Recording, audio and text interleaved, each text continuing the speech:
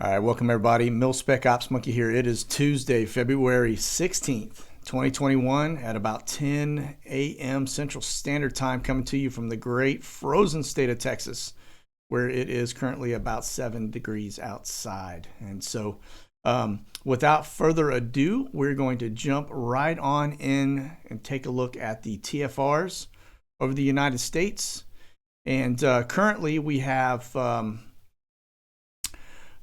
two TFRs that are Biden related. We got them up here in lower Michigan as well as in the state of Wisconsin. And looks like he's going to be departing out of the brown zone and up to those locations and then back into the brown zone later on this evening. We have another TFR off the coast of Virginia Beach, which is a space operations TFR. And then we've got a security TFR down over the Macon area in Georgia that expires here in about 2 days. Nothing really going on. This red one down here is Disney.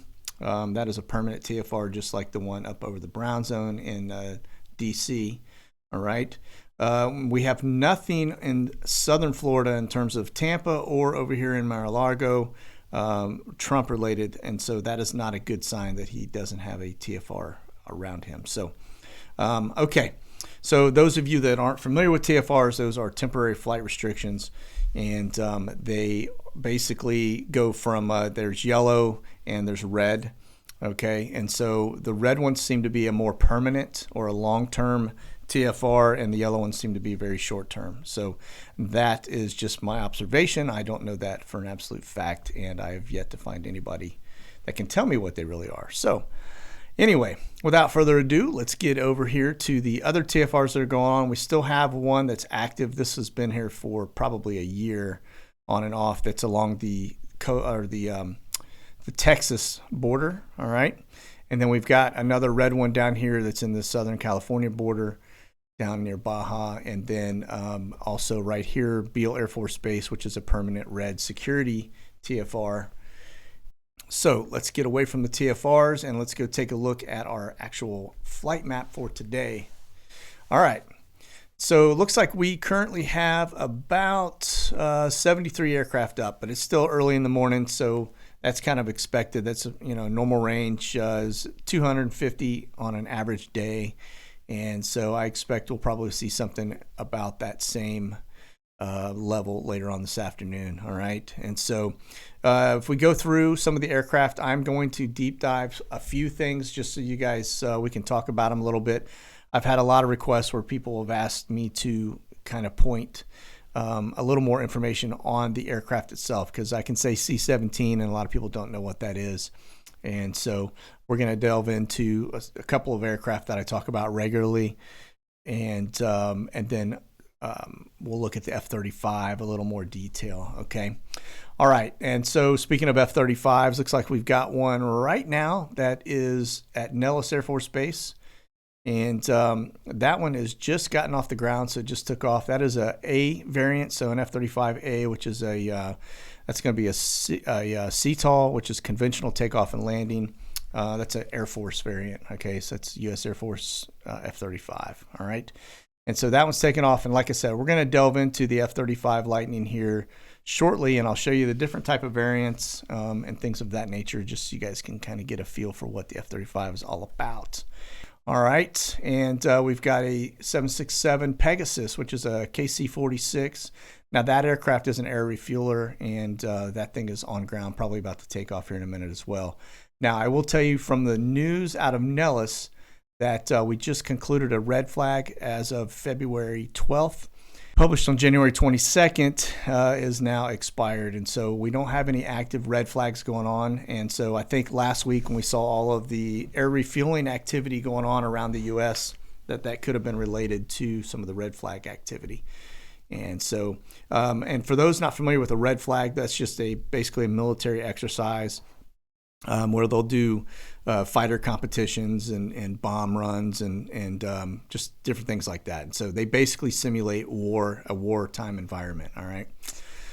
Okay. So looks like on the East Coast here, we've got a fair amount of heavies up. So heavies are the larger aircraft. So we've got like C-17s, all right.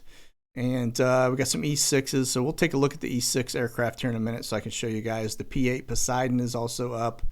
And I've got another, looks like air refueler around the MacDill Air Force Base area, okay?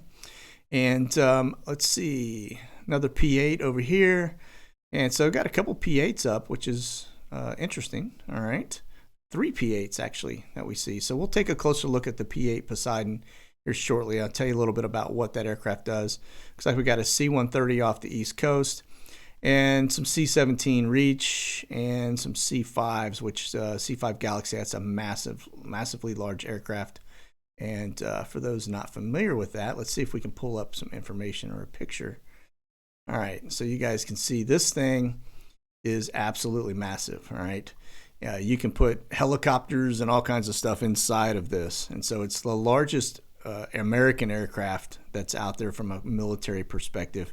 I think the only other aircraft that runs along in size of that is probably a 747, and also maybe an Antonov, which is the Russian air transport, which is large as well. So now, one thing people don't know about this aircraft is that engine and the thrust with the wings.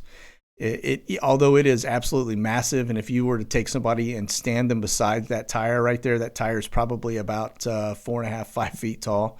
All right, so it is giant, but it takes up the same amount of runway as an F-16 fighter jet, which, think about that in terms of rollout, that's pretty impressive, okay? I've watched these aircraft come and go from Kwajalein Atoll, and that runway is extremely short. And to see that thing land and see it take off on that little tiny runway is it's pretty impressive. So, all right, so as we get back over to the map, but it looks like things are kind of active here on the East Coast, but we expect everything will start popping up. We've got a lot of weather here in central part of the United States right now, a lot of snow and activities. So I would imagine there's not going to be a lot of flying or trainers up in that area today as we normally would see, okay? All right. Let's see here. This is a little G5. We'll take a closer look at the Gulf. That's a Air Force. Looks like it's coming out of DC, and I've actually seen several of those heading out off to the West Coast today. So, all right. Looks like we got a little AWACS Sentry down in Southern California.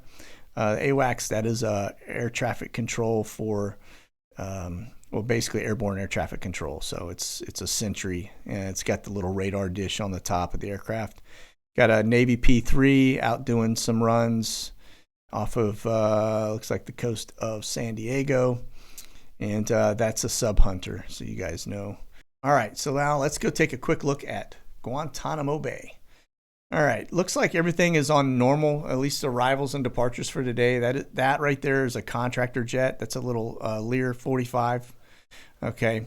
And those come and go regularly. Those take contractors out of Fort Lauderdale to and from the spa, okay?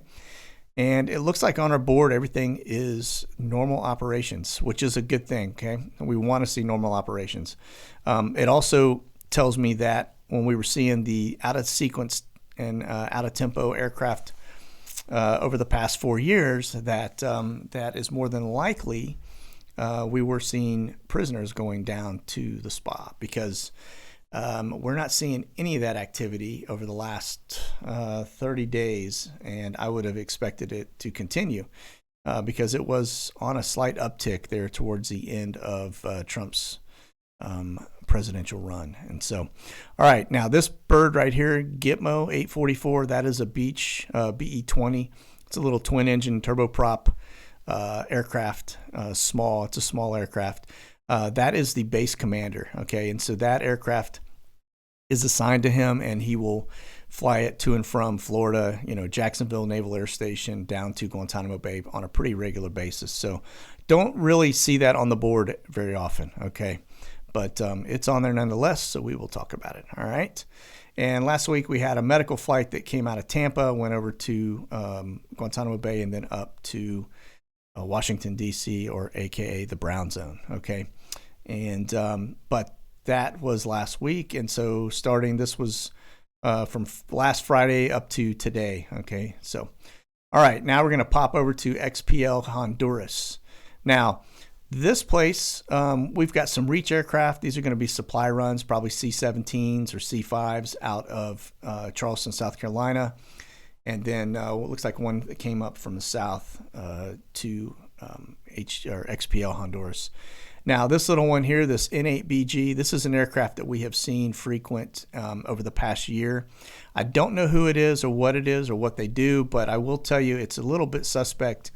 It's run by a company called Colonel Science LLC, and they're out of, let's see here, Santa Maria, California. It's a little twin-engine 1977 Beech aircraft, so kind of has that Air America feel on it. And for those of you that don't know who Air America was, Air America used to be a CIA operation that was running drugs in and out of Central America. And so, okay, so without further ado, we're going to pop over to Diego Garcia, and this is Camp Justice, and it looks like we've got a Air Transport International aircraft 767-300. That's probably a cargo run. Looks like it's coming out of Yokota Air Base, Japan.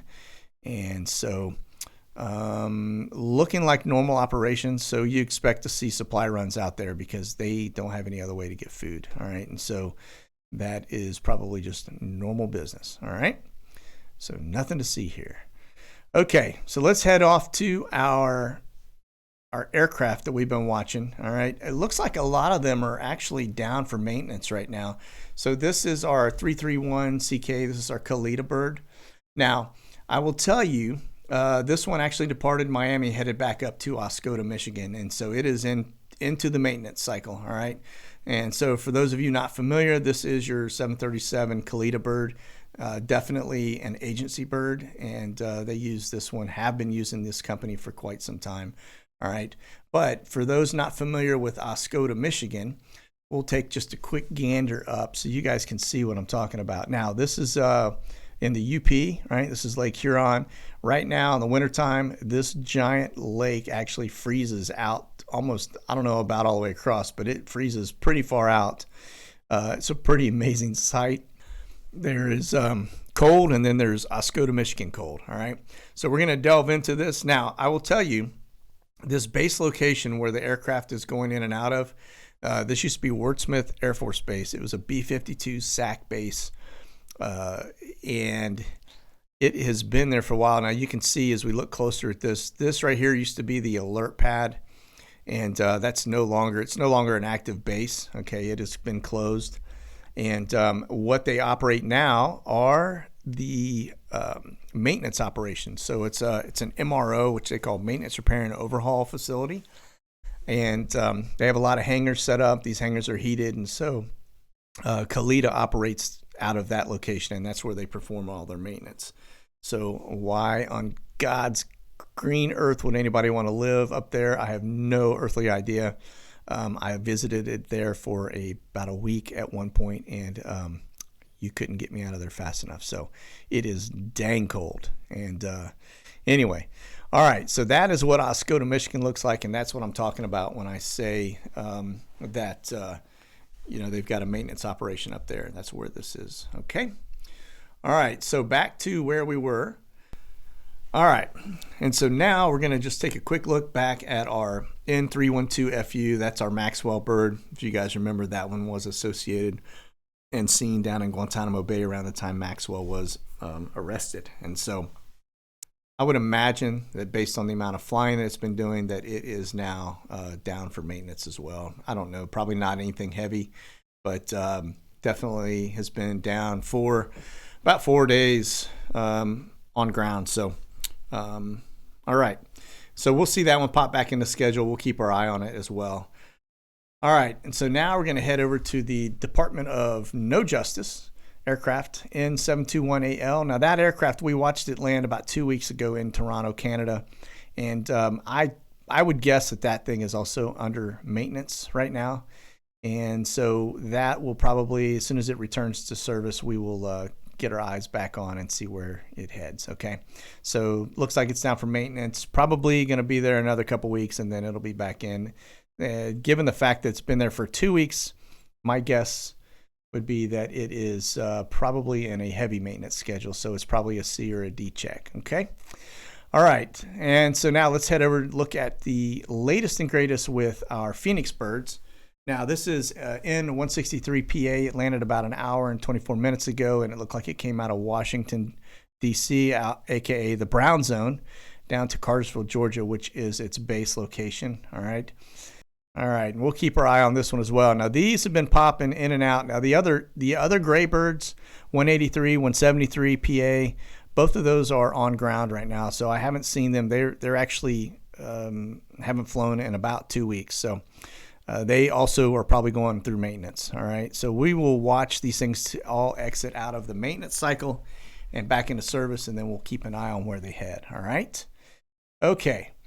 411DE. So this is our Sniffer Bird, and for those of you not familiar, we talk about this one almost every show now, and this is actually a helicopter that does air quality sample test. It's a security bird, okay, and so it's looking for nuclear spillage or biological or chemical stuff in the air, okay. And so this thing looks like it flew last on the 10th of February out of Newport News, Virginia, and then it went back up to the Brown Zone. All right. So we'll keep our eye out for that one as well. Now that is typically based either here in the DC area or in Nellis Air Force Base out in Nevada. Okay.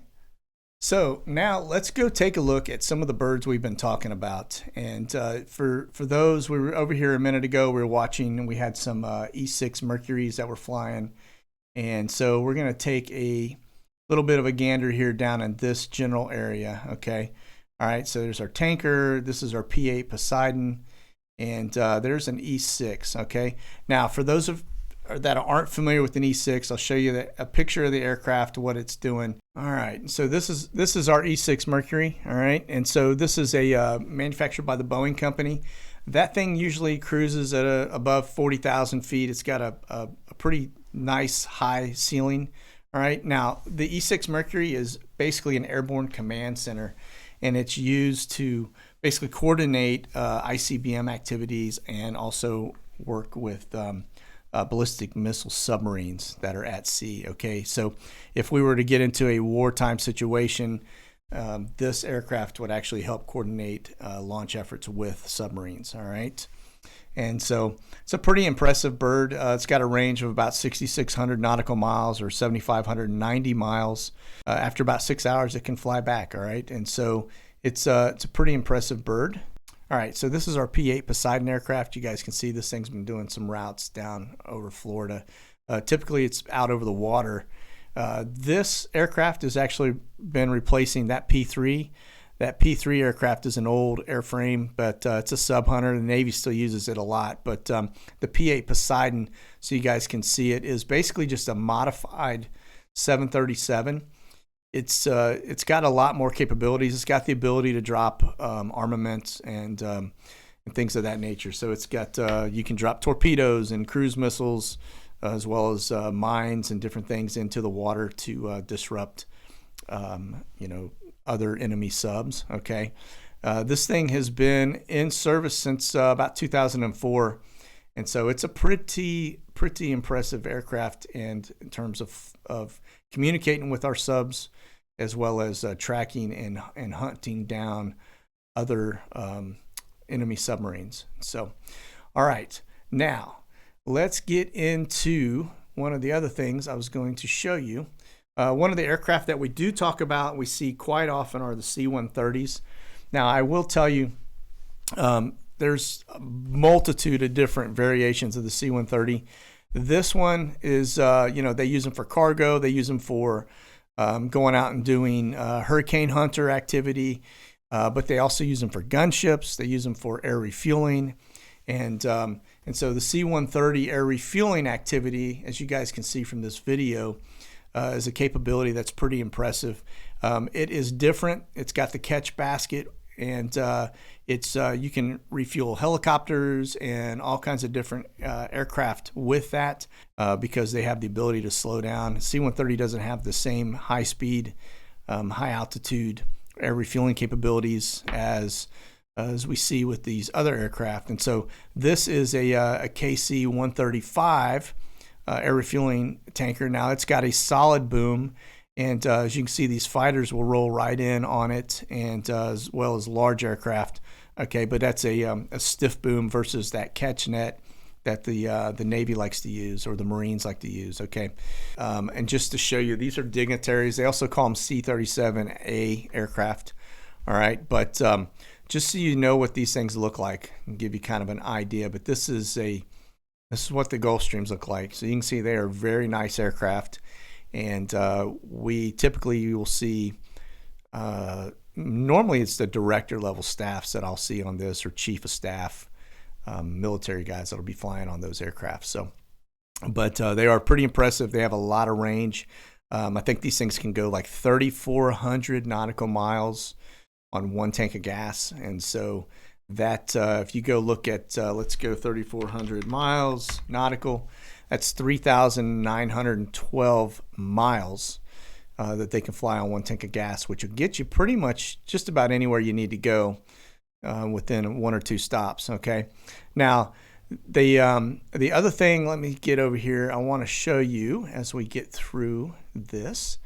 All right. So now we're going to talk about the F-35 Joint Strike Fighter, aka the Lightning II. All right. And so there's 3 variants of this aircraft. There is a CTOL, which is the F-35A, which is CTOL stands for Conventional Takeoff and Landing. It is primarily operated by the United States Air Force as well as other international countries. All right. And then you have the F-35B, which is a Marine Corps variant. They are the only guys that are flying that right now from the United States perspective. Now, other countries are getting on board. So the UK and Italy also have that.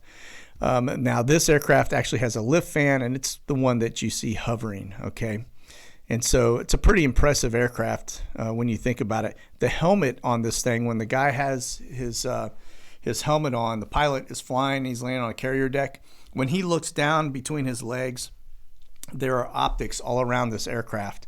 And so he doesn't see, when he's landing, he sees the deck of the ship or the ground. He doesn't see the aircraft, and he doesn't see anything on his legs. So it's kind of like a virtual reality.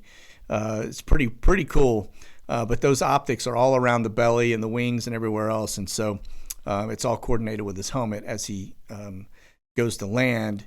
It's actually a safety feature, so he can actually look straight on to the deck and everything around him and not be obstructed by the aircraft itself. So the last variant is the F-35C, which basically has the wing folds, and that is a Navy variant, okay, and so, or the carrier variant, okay, and it's flown by the U.S. Navy. Now, the reason it has those wing folds is so that they can get it on and around the ship, because it has to have extended wings and a bigger flight surface, because it needs to lift to get off of the carrier deck, okay, and so they have these folds so that they can pop the wings up and drop it down below deck and not take up as much space, okay. All right, and so now that aircraft is actually designed for the Xbox generation. So when they created this thing, 20 years ago, it was designed for future gamers to be able to fly. All right, so when you're in the cockpit of it is just absolutely very user-friendly, all touchscreen. It's a pretty impressive aircraft. So they plan on doing 1 a day in terms of rate production. And so they'll be pumping one of these things out every day out of the production assembly line in Fort Worth. And so, all right, so that is your F-35. And so back to our map as we continue to watch. So it looks like we've got some SAM flights popping up. Now that right there, SAM 652s coming out of DC. We'll take a quick look and see if it's going to give us any type of, that is one of your presidential birds. Now, I don't know if Biden is on that or who is on that, but I will tell you that that is what we're looking at right there. All right. And so you guys can see it's interesting that we don't have anything noted as Air Force 2 or Air Force 1, but instead we're getting SAM flights. So anyway, looks like our Gitmo aircraft is also just departed. Looks like it came out of Bahamas. And so that, again, is going to be your base commander. All right, down here, leaving that area. This is fighters. So we've got a fighter. Look like that thing has popped onto the board, flying out of Jacksonville Naval Air Station. That is probably an F-18. Okay, another fighter right here, probably another F-18. All right, so, which is kind of unusual because I typically don't see fighters, and I've been seeing them more and more lately on here, which is pretty rare. All right, and you can see they don't have a call out, they're NAs, but you can look at their airspeed and their altitudes, and you can tell they are usually scooting. Okay, all right, it looks like we've got some heavies coming inbound. This one's on ground here, but a lot of C-17s up right now, and some AWACS, got some air refuelers, and let's just double check here. So this SAM flight, it's a Navy bird. Where did our SAM flight go? There's our SAM flight. All right, so that looks like one of our SAM flights rolling out of Washington, D.C.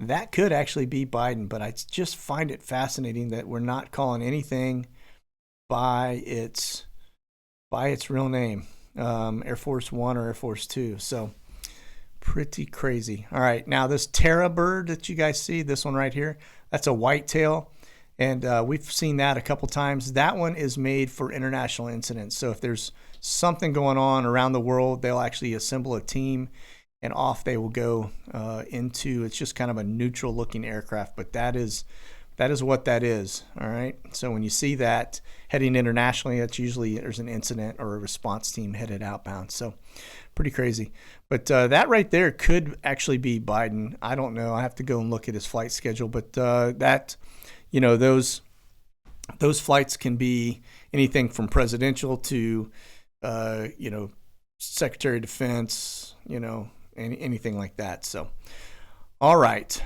now that, folks, is pretty much it. Europe, man, Europe is pretty hot and heavy. It's wrapping up the afternoon. Looks like we got a lot of fighters up, quite a few fighters up actually, some trainers, and in the London area got a lot of helos up. Now these helos right here that are running in this track are probably doing air refueling. Okay, and so that's C-130 that I was showing you earlier. That's going to be how they get fuel. Okay, so they are probably just running through this section here, practicing, I would imagine. Looks like we got some fighters up over, let's see, over the water here. And these are little trainers, all right? So these guys are out doing some training activity. All right. And a couple Eurofighters. Look like they just did some air refueling out here. Another Eurofighter. Wow, got 3 Eurofighters. Like I said, I hardly ever see fighters up, and for some reason, man, they've just been lighting up the board lately. So pretty crazy. Let's see here, UK H-64. So those are going to be your Apache helicopters, and everything else looks to be kind of normal stuff. A lot of fighters though, pretty wild. All right, let's look out over here, over Italy. Looks like we've got some Air France coming out of the Middle East, which we've been seeing a lot of the French flights and German and England rolling in and out of the Middle East lately. Here's another one right here. So that's a French A400. That's a high wing for you guys not familiar with that aircraft. We'll take a quick look at that, but it's a pretty impressive bird. But this is what your A400s look like, kind of a hybrid between a O-141, C-141, and a C-130. So, all right, folks. Well, that's all I've got for you. So you guys, please be safe out there. Stay frosty. God bless. Monkey out.